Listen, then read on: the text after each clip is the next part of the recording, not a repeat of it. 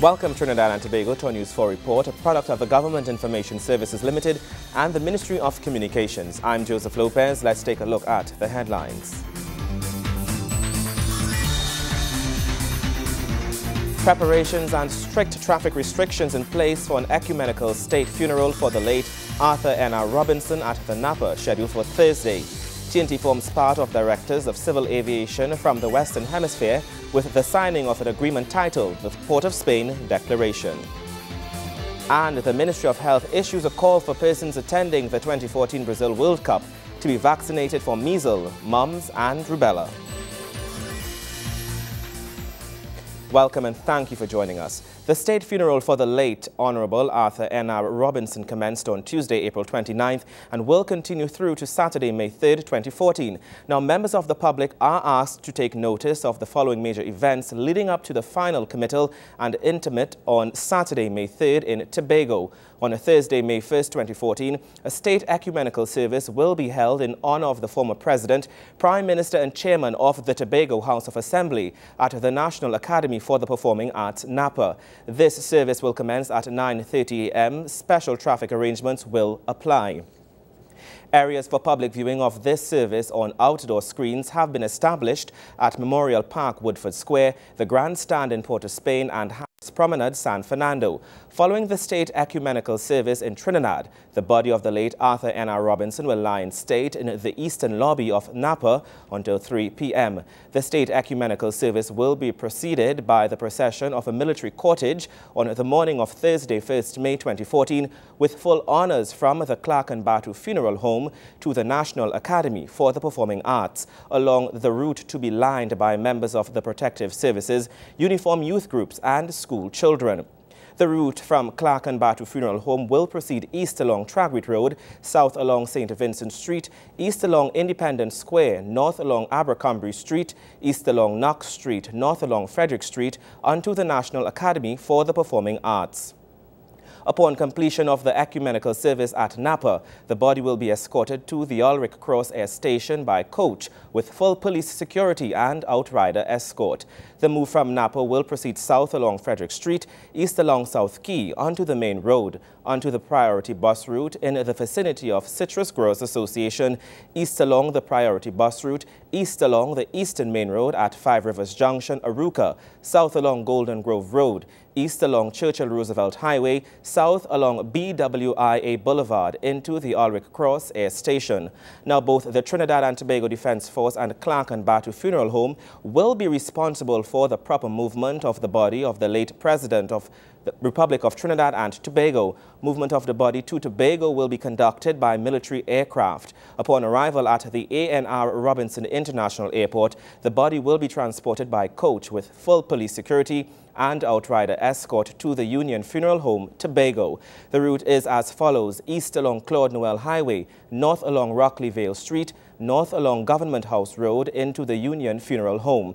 The body will be moved from the Union Funeral Home south along Government House Road, south along Rockley Vale Street, south along Bacolet Extension Road, west along Main Road, north along Jerningham Street into the Tobago House of Assembly. Another opportunity will then be afforded to members of the public to pay their final respects. Thereafter, the body of the late Arthur N.R. Robinson will lie in state at the Legislative Chamber of the Tobago House of Assembly, Scarborough, Tobago, on Friday, 2nd May 2014, between 6 a.m. and 5:45 p.m. A condolence book will be available for signing on the day of public viewing. All special guests, dignitaries, officials, and members of the public will be allowed to pay their last respects by filing past the flag-draped unopened casket. Specific traffic arrangements will apply. Moving on to some other news. Trinidad and Tobago made history this week with its civil authority playing host to over 21 directors of civil aviation from the Western Hemisphere, with all members signing on to an agreement titled the Port of Spain Declaration. Now, the agreement seeks to ensure adherence to a global aviation plan that speaks to the growth in new technology aircraft, travel efficiency and safety. Aviation pioneers in the Western world. That's how the Trinidad and Tobago Civil Aviation Authority is being branded with the signing on to the Port of Spain Declaration. The agreement provides a commitment from regional directors of civil aviation to meet set targets for safety, security and air navigation. The signing comes as members gathered here in TNT for the 5th meeting of the North American, Central American and Caribbean Directors of Civil Aviation. Director General of Civil Aviation at the Trinidad and Tobago Civil Aviation Authority, Ramesh Lashmedial, describes the signing as a response to global changes happening in the aviation sector, which signals cooperation among regional partners. As the technology changes, we have to put new systems and procedures to be able to maximize the use of that technology. Likewise, in the design of the aircraft, they're incorporating new technologies, composite structures, more fuel-efficient engines, more complex navigation systems, and again, the safety regulation units of all the states, they must have all the personnel who are trained and equipped to be able to regulate those new procedures.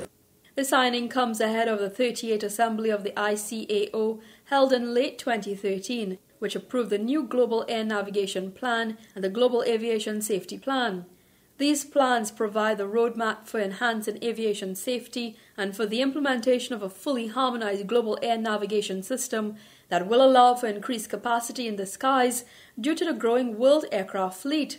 Mr. Lashmedial explained how the agreement will facilitate achieving these goals. Long-term objectives, as you know, aviation resides in a rapidly changing technological environment. We have more and more aircraft added into the skies each year. The sky doesn't get any bigger, we just have more airplanes.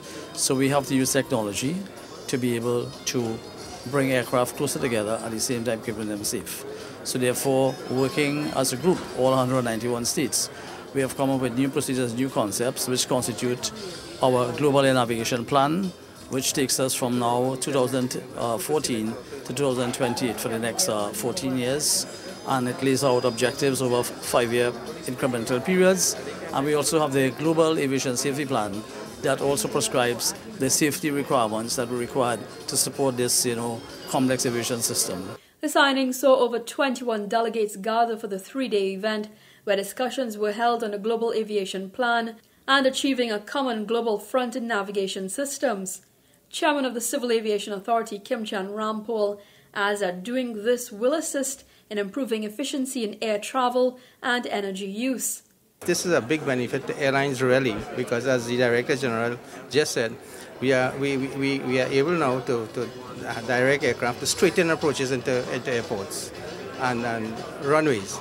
So we don't have to step them down as they come. They descend from 30,000 feet to 25,000 and then hold there for 5 minutes. They come straight in to the runway.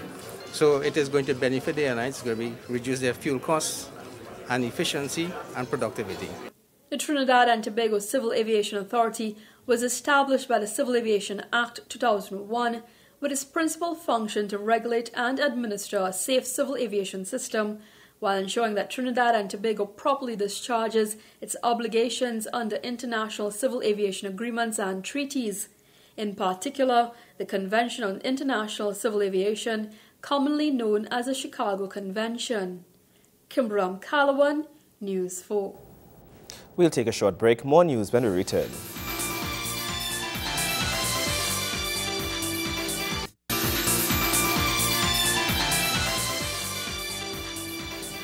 Welcome back. The Ministry of Food Production, the Minister of Food Production, Senator the Honorable Devan Maraj, is hailing what he says is a new era in Trinidad and Tobago's cocoa industry.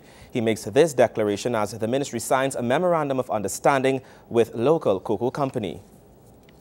This MOU is one that marks really what we hope will be the beginning of the new era in the cocoa industry in Trinidad and Tobago. It will facilitate a joint venture arrangement in which cocoa beans from designated farms in Trinidad and Tobago, in particular the Tamana cluster that has been identified in the first instance, will be purchased and processed into cocoa liqueur. This liqueur would already be shipped to Artisan to Chocolate in the UK to produce a branded Trinidad Heritage line of gourmet dark chocolates. The Ministry of Food Production will engage in a public-private partnership with Trinidad and Tobago Fine Cocoa Company in an effort to boost the cocoa industry. Food Production Minister Senator Devon Maharaj says the partnership should yield positive results and renew a sense of hope in the local cocoa industry. He adds the MOU is simply the government's commitment to keeping a promise of focusing on economic diversification and the revitalization of the cocoa industry. This public-private partnership between the Ministry of Food Production and Trinidad and Tobago Fine Cocoa Company signifies this administration delivery on our promise to facilitate an enabling environment, which is a prerequisite for growth and investment, to incentivize strategic subsectors such as the cocoa subsector. And the intention really is to elicit private sector investment and partnership in order to enhance and accelerate the diversification process. And of course, as mentioned repeatedly, encourage value-added incentives beyond primary production. In a sense, to take us away from what I call the plantation economy into the modern economy. Senator Maharaj insists something needed to be done to revitalize the plummeting cocoa industry. From 2003 to 2009, there was almost a 50% decrease in cocoa production, from 1,320 metric tons to 600 metric tons. So clearly, we could not adopt a business as usual approach if we intend to revitalize and resuscitate the industry. The Food Production Minister is doubtless that the public-private partnership will see immeasurable benefits reaped by both the state and cocoa farmers throughout the country. Gregory McBurney, News 4. The Minister of Food Production, Senator the Honorable Devon Maharaj, says government understands the importance of providing relief to farmers who lose thousands of dollars in infrastructure, machinery, crops and livestock. The minister made the statement as he presented flood relief checks to farmers devastated by natural disasters. The incentive and flood claim checks were distributed to farmers at the ministry's St. George West County office. These included farmers from St. George West, St. George East, St. David and Caroni. The minister said 4,000 agricultural incentive checks valued at over $2.2 million were distributed, along with 61 flood claim checks valued at over $509,000. While delivering opening remarks, Acting Director of the Regional Administration North, Ms. Cheryl Roach-Ben, noted that financial relief to producers who had their crops devastated by natural disasters, primarily flood damage, was being done because of their contribution to national food security. You have experienced unwarranted hardship through loss of livelihood, and in support of and recognition of the contribution your profession makes towards food security, financial relief is provided. Other farmers will be receiving rebates provided through the ministry's incentive program. These incentives are designed to encourage production of livestock, crops, and fishing, and all in keeping with the Ministry of Food Production's National Action Plan 2012 to 2015. Meanwhile, delivering the feature address, Food Production Minister Devon Maharaj explained that the distribution was part of a larger exercise.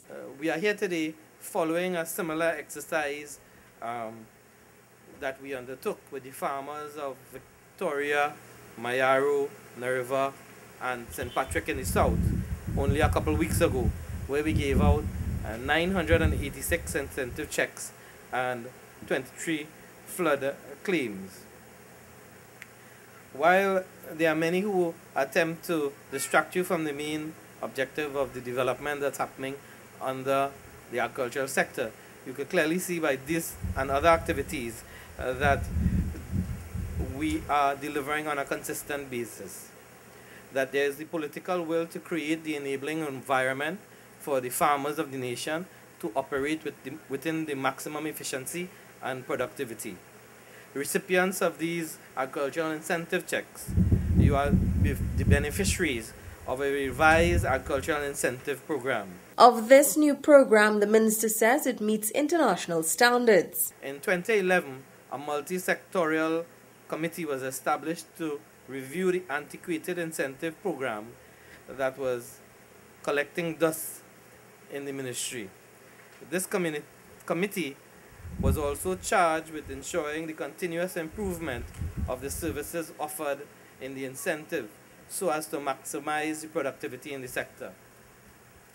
This revised incentive program encourages sustainable, productive, and competitive development of agriculture and is compliant with the World Trade Organization standards. This revised incentive program targets strategic commodities as outlined in our National Food Action Plan 2012 to 2015, such as coconut, cocoa, honey, and so on. The program has also components geared towards attracting youths into the agricultural sector in light of the aging farming system. The minister also announced that through this revised program, farmers can apply for rebates for the installation of on-farm security to combat pre-deal larceny. Felicia Wilson-Moore, News 4. Sport news when we return. Stay with us.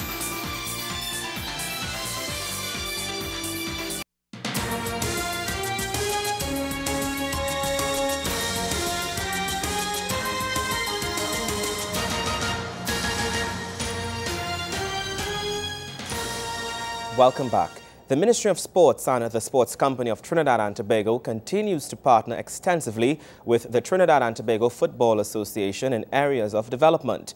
The investment has paid off as marked improvement and can be seen on the field. The women's program has reached unprecedented levels of success, and more is expected from our national teams. But the local league also has its part to play and is preparing for a bumper year. Here's Wayne Cunningham with more of the upcoming season 2014. The organizing committee, led by Trinidad and Tobago Women's Football President Sharon O'Brien, is moving ahead with plans to stage another season in the Trinidad and Tobago Women's Football League. O'Brien is expecting interest in the league to be greater than years gone by due to the fact that this is a World Cup qualifying year for the national senior women's team, along with the Caribbean Football Union's final qualifying round, slated to be held in Trinidad and Tobago in August. Additionally, the strong showing by the women's national under-20 team in the CONCACAF finals earlier this year, it is hoped will attract younger players to the league. We are expecting that the appetite for women's football will be better this year, and this is largely due to some of the promising performances we have seen by our national teams, O'Brien said. The league is expected to start on May 24th, and the national women's under-15 team will participate in the Premier Division alongside defending champions Real Dimension, Trinity Nationals, Malik City, St. Anne's Rangers, St. Augustine FC, the Defence Force, and the newly promoted teams Central FC and Civic Centre Pioneers. Caledonia AIA will be producing a team in the First Division this year. From an administrative standpoint, we are looking to improve things and to ensure we have a properly run league which can attract players and ensure that the current ones are able to play the game in a well-staged league. The senior women have a busy season ahead of them, and our youth teams also have a lot to look forward to, and I'm expecting all these factors to contribute to the interest developing in local women's football, O'Brien added. FIFA women's football consultant, Mexican Andrea Rodbor, visited the Trinidad and Tobago Football Association offices earlier this month and held meetings with local officials, citing the need for a proper league for women's football. The meetings were very useful to us, and she indicated the need for us to have a strong league if we are to see the growth of women's football in the country. We intend to give it our best shot at making this a reality. O'Brien can be contacted at 623-9500 by Friday 9 May by any club interested in joining the league for the upcoming season. Wayne Cunningham, News 4 Sports. More news after the break. You're with News 4.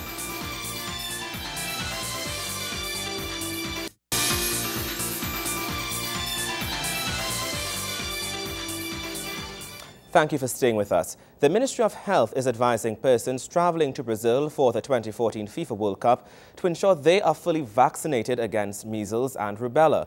The ministry in a release says all travelers over the age of 6 months should be vaccinated with the measles, mumps and rubella or MMR vaccine at least 2 weeks before departure for Brazil. Travelers are advised to be aware of the classic signs and symptoms of measles and rubella, which include fever, rashes, coughing accompanied by a head cold, runny nose, red eyes, joint pains, and swollen glands. Both measles and rubella are transmitted via respiration and can be contracted once in contact is made with fluids from an infected person's nose or mouth. The virus may also be presented in urine, feces, and on the skin. If while there and you suspect you have contracted measles or rubella, remain at your place of accommodation except when seeking professional health care. Do not travel or go out to public places. Do not self-medicate. Avoid close contact with other people for 7 days following onset of rash. Seek assistance from the nearest health facility or contact Brazilian health authorities using the toll-free number 192. Information on health care services provided by the Brazilian authorities are available at www.sode.gov.br. Well, as we bid you farewell, we take this opportunity to leave you with footage of the proceedings of the lying-in state of the late A.N.R. Robinson. Well, that's how we wrap up this edition of our News 4 Report, a product of the Government Information Services Limited and the Ministry of Communications. I'm Joseph Lopez. Thank you for watching, and remember, you can look at our newscast weekly on our Facebook page at www.facebook.com/OurTV4. On behalf of our crew, thanks for watching.